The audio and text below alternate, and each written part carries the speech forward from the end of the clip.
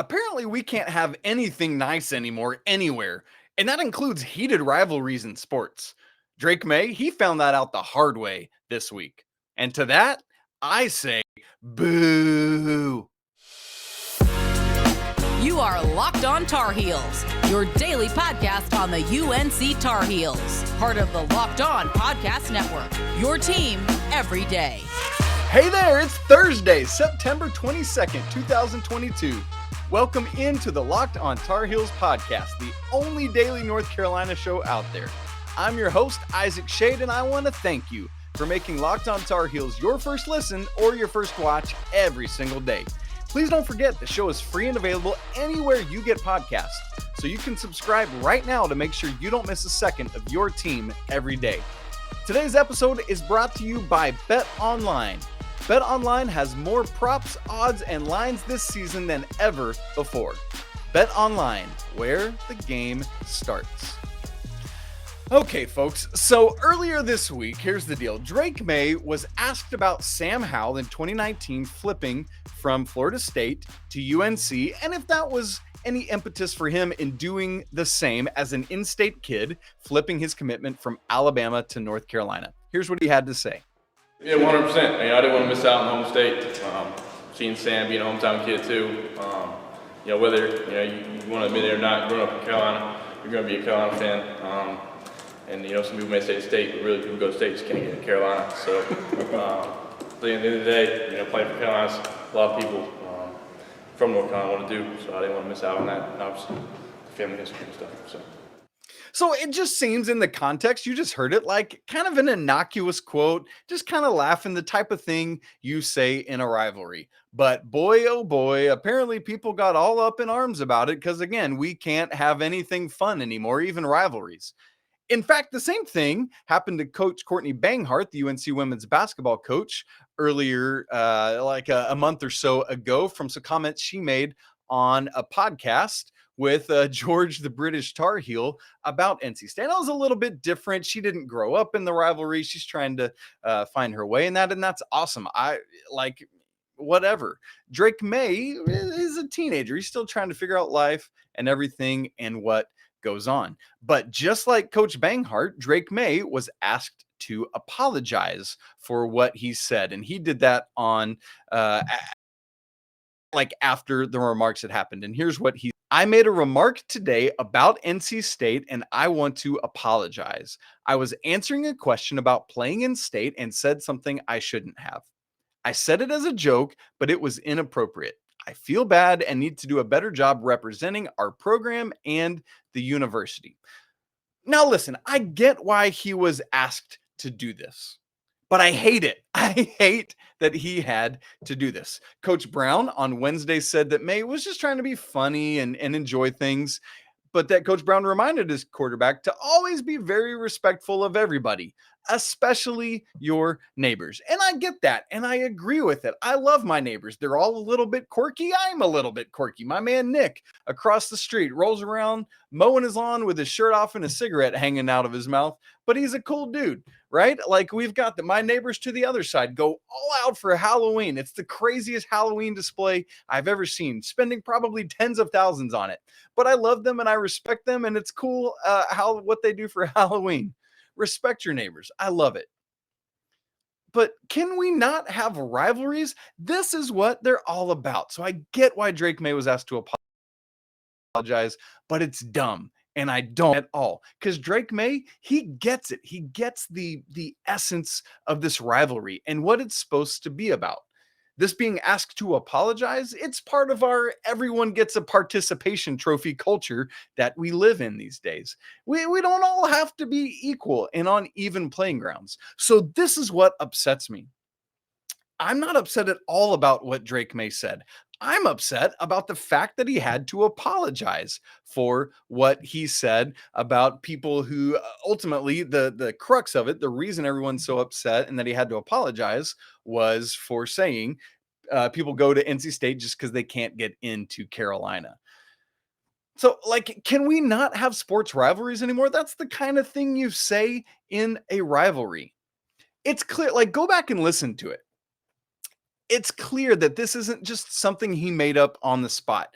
The way this rolled off of Drake Maye's tongue, it's obvious. Like, this is something that the Maye family said around their family dinner table. They, just having a good laugh or ribbing back and forth with their NC State fans. Think about the context of this. He grew up in a family where his dad played quarterback for North Carolina. I'm pretty sure, because at that point, the NC State rivalry would have been even more heated, especially in basketball. Like, things are going on there. They're just giving a hard time to NC State.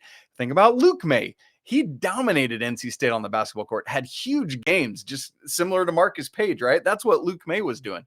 So he's giving crap to NC State folks. And so it's just natural then for Drake Maye to come out and say something that's probably been said 1,000 times at his family dinner table, or any time he's in the locker room, or a gas with his NC State friends or family or anything other than that.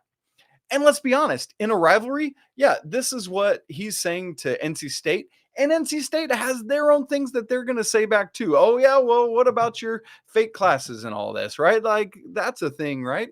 There's always this give and take in a rivalry, and we have to be allowed to still have it. And I'm not saying we can't. We need, when something bad and egregious is said, like if Drake Maye had made a racist comment, he absolutely needs to apologize for that. And he needs to be more thoughtful with his words, because he's the starting quarterback of an ACC school. It's a social media culture where people are going to retweet and post and like everything you've said and spread it far and wide. That's just what happens in our culture. So you got to be careful. But it's just talking about a rival, and that's what happens sometimes. Here's the real kicker for me, though. An NC State player, linebacker Peyton Wilson, came out and said that Drake Maye shouldn't have had to apologize.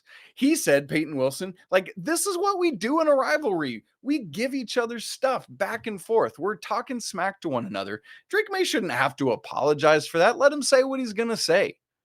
In fact, I don't even care about that right now. I'm focused, Peyton Wilson, on UConn, because that's who we're playing this weekend. Drake Maye is probably focused on Notre Dame this weekend because that's who they're playing. And that's absolutely right. If you go and look at the fuller context of what was being talked about in this press conference with Drake Maye, they were talking about his relationship with Sam Howell, about him seeing Sam Howell on the sideline at the App State game, everything going on with that. And just, it kind of came up out of that, like, hey, did you respect Sam Howell growing up? What is your relationship? Oh, that's crazy. You're both in-state kids. When he flipped, did it have any impact on you flipping? And then that's when he talked about what he said. So there you have it. Peyton Wilson, an NC State linebacker, the butt of Drake Maye's joke, doesn't think he should be apologizing. Oh, and keep in mind, Peyton Wilson was a North Carolina commit that flipped to NC State. So he's in this same thing. He understands the rivalry, and he talked about that. He said, this is what we do. It's an in-state rivalry. Come on. Let the kids play the game. Let's have some fun. Can we please? Okay. There we go. Little bit of a soapbox there. Now, it's time for us to talk about some injury updates in just a second. Carolina has been getting some good news on the injury front, and we're going to talk all about it right after I tell you about Nugenics. You feeling like you just can't get in shape? It's not your fault. As men age, our bodies naturally lose some free testosterone. It happens to every man and can make it more difficult to stay in shape and be energetic and active. So you want more energy to counter the negative physical effects of aging? Nugenics Total T Testosterone Booster with Testofen will help you turn back the clock, re-energize your workouts, get you better results at the gym, and help you look and feel like the man you want to be. Nugenics Total T contains man-boosting key ingredients like Testofen. It has been validated in 5 clinical studies shown to boost free testosterone levels in men. Now, while every product professes quality, many others use generic ingredients that are often far less than clinical grade. With Nugenics Total T, you get the same clinical potency levels used in these trials. And Nugenics' formulation is backed by 10 years of science and research. Nugenics Total T can help re-energize your life and help you get back the powerful, confident, good-looking man you used to be. So now you can get a complimentary bottle of Nugenics Total T when you text COLLEGE to 231 231. Text now and get a bottle of Nugenix Thermo, their most powerful fat incinerator ever, with key ingredients to help you get back in shape fast. Absolutely free. So text college to 231-231. Once again, that's college to 231-231. Message and data rates may apply. Terms apply. Available at nugenix.com/terms. All right, North Carolina, as you well has had several injury issues, as all football unique to the Tar Heels. But for the Tar Heels, it's been to a lot of key position players. You've got a couple wide receivers that have been down. Obviously, British Brooks, who was projected to be the starting running back, is out for the season. There's not going to be any updates there. That is what it is. But you've got a starting lineman on both sides who have been banged up. You've got some secondary who's been banged up. What's going on there? Well, we have what seems some great injury news on that front. Let me update you on it, and then we'll keep updating throughout the week as we hear more definite news about these players. First off, the Big Daddy, Josh Downs. Everybody wants to know what's up with Josh Downs. He played the Florida A&M game, but then has missed each of the last two, App State and Georgia State. And that is what it is. Thankfully, Kobe Paysour has stepped in and done a magnificent job, been Carolina's leading receiver in each of those two games. Well, the news we're hearing about Downs is that he has been practicing and is on path to play Saturday against Notre Dame. A little more about that soon. Antoine Green, another starting receiver who hasn't played at all this season, has been out since August. With that collarbone injury, has been working his way back. Sounds like he's kind of in the same boat, been practicing and is on path to hopefully be able to play. Now, moving from receivers to the backfield, we know that loaded loaded running back room, which British Brooks is already out of, has also lost Caleb Hood, who didn't play last week against Georgia State. Sounds like similar to Downs and Green, he's been progressing back and is on track to play as well. So that's the good news about all three of those offensive skill position guys. They've been practicing. Right now, the coaching staff and the training staff is monitoring their progress. How are they taking hits?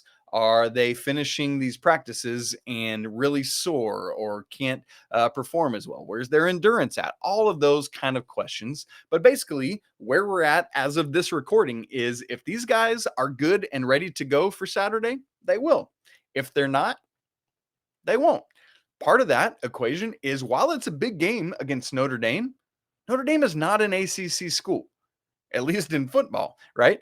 And so this is not a conference game. You've got all these conference games in front of you. No point in trying to trot Josh Downs out there only to get hurt again if he's not really, truly ready to go, when really what you've got to do is take care of these divisional conference, all your conference games with the hope of winning the division, which right now seems wide open. So a big part of this question is going to come down to how much these three guys can actually play if they do.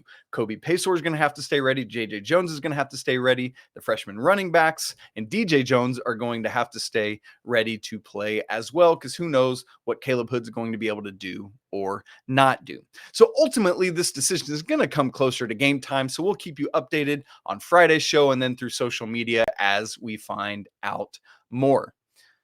Now, that's some of those offensive skill positions updates. We've also got some news on both the offensive and defensive line.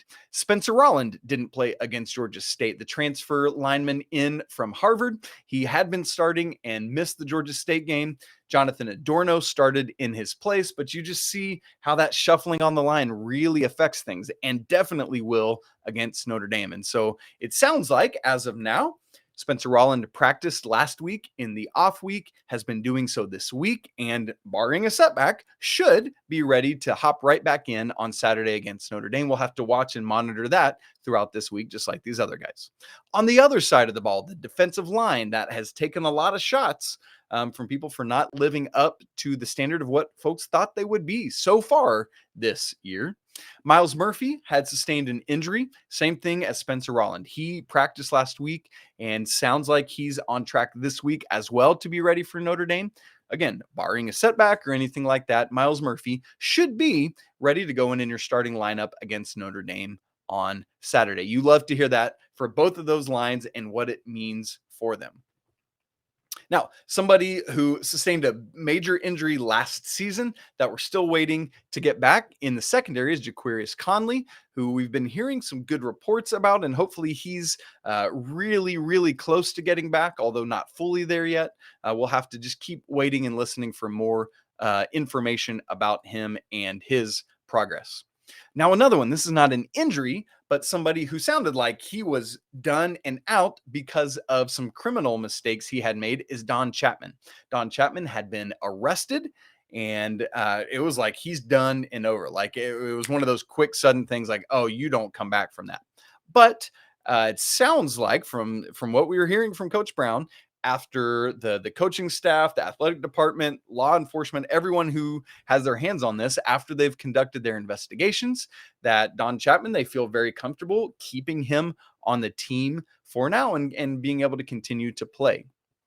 So after gathering all that info and intel, Coach Brown says he believes that Don Chapman should stay on this team and said he would be ready and available for Saturday. So that is good news. And it's just one of those situations where it's really hard to parse through all the information and find out who's guilty, who's not guilty, not jumping to assumptions or conclusions either direction with that.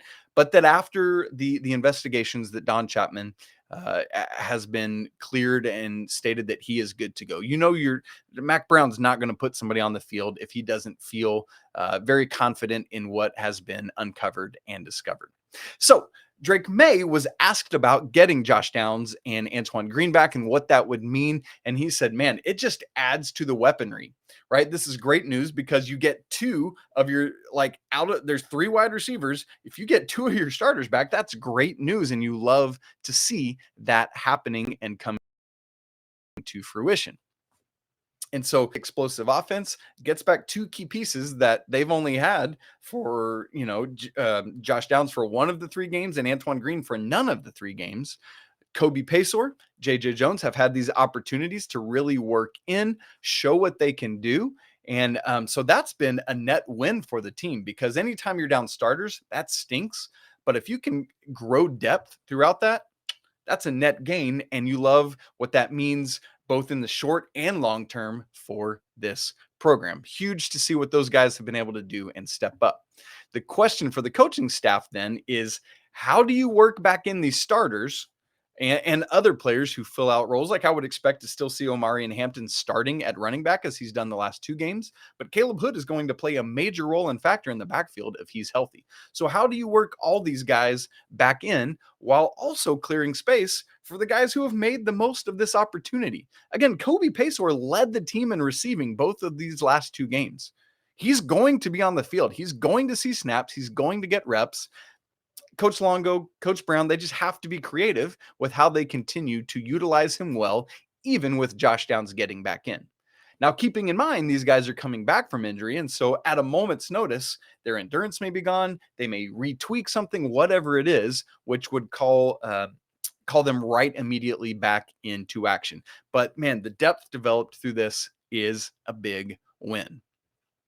Now, as we said, it is Notre Dame time. This is when the season really starts to take off. We're going to unpack what that's going to look like, what Carolina needs to do and accomplish against Notre Dame here in just a second after I tell you about Bet Online, which is your number one source for all your pro and college football betting needs in sports info this season. Find all the latest football league developments, game matchups, news, and podcasts, including this week's games. BetOnline is also your continued source for all your sports wagering info, including live betting, esports, and scores. It's the fastest and easiest way to check in on your favorite sports and events, including MLB, MMA, boxing, and golf. So head to the website today or use your mobile device to learn more about BetOnline, where the game starts. Okay, so with all due respect to Florida A&M, with all due respect to who gave the Tar Heels a great game, and especially with all due respect to App State, who showed that clearly what happened against North Carolina in Boone was no freak accident after then going to College Station and knocking off Texas A&M, and then that last-second Hail Mary victory against Troy last week. Crazy season thus far for App State. No disrespect to any of those teams. But this is the time where Carolina has to kick it into high gear. You had those 3 games. You took care of what you had to take care of. You're 3-0. You had your off week to look at game film, tweak things, figure out, hey, what's going right? Let's do more of that. And then what's not going right? And then let's fix that. And that's at all 3 levels Coach Brown has talked about. Offense, yeah, they're doing well. They got to keep going. Defense, we are where we are right now. Got to take some strides forward. And then special teams as well. Got to keep growing and learning and moving forward there.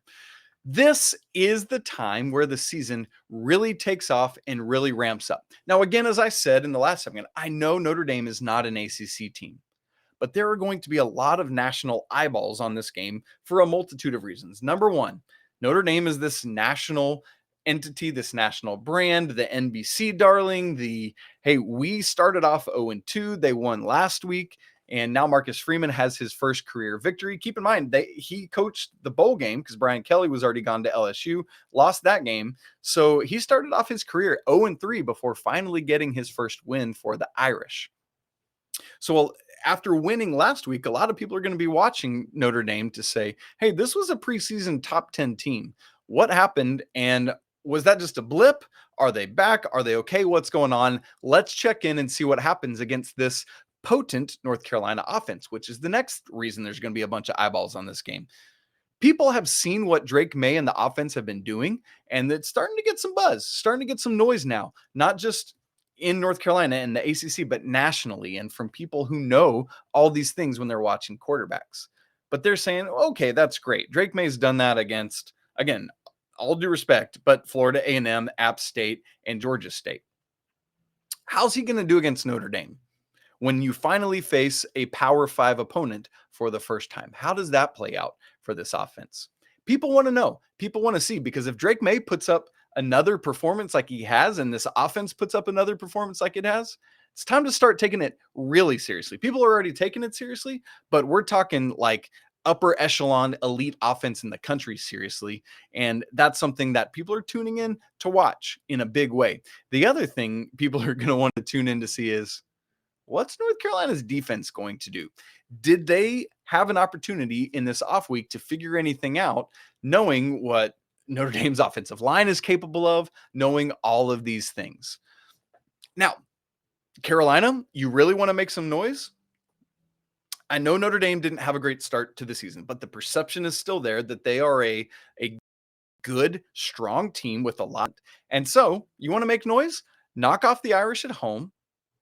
You're 4-0, undefeated, with a Power 5 win, heading into what is officially conference play. And like I said, the division at this point seems wide open. Why not take advantage of everything that's in front of you at that point, reel off a bunch of wins, and roll right into the ACC championship game? Carolina has the opportunity to do just that.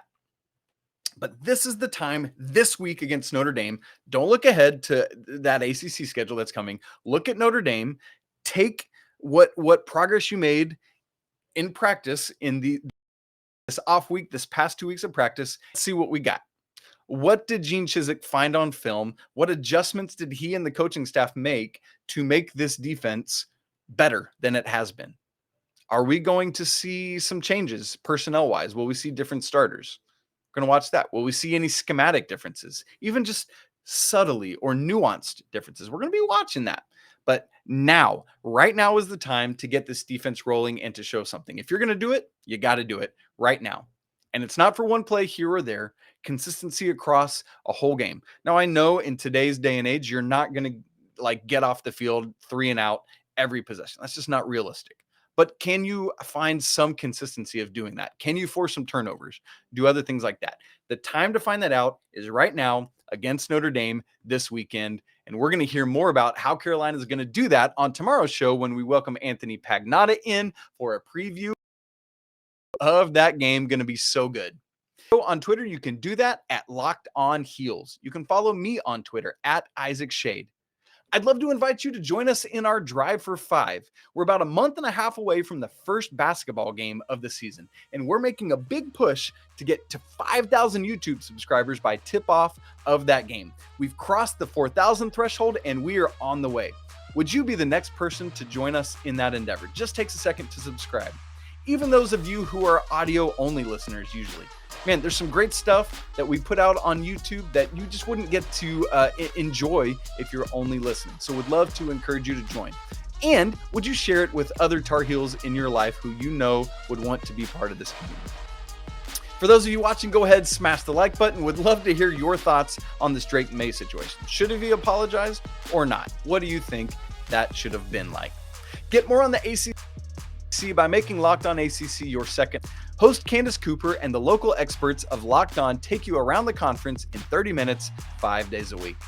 It's been great to be together this Thursday. Man, talking about all this Carolina stuff, getting ready for this big game against Notre Dame this weekend. A great opportunity for the Tar Heels.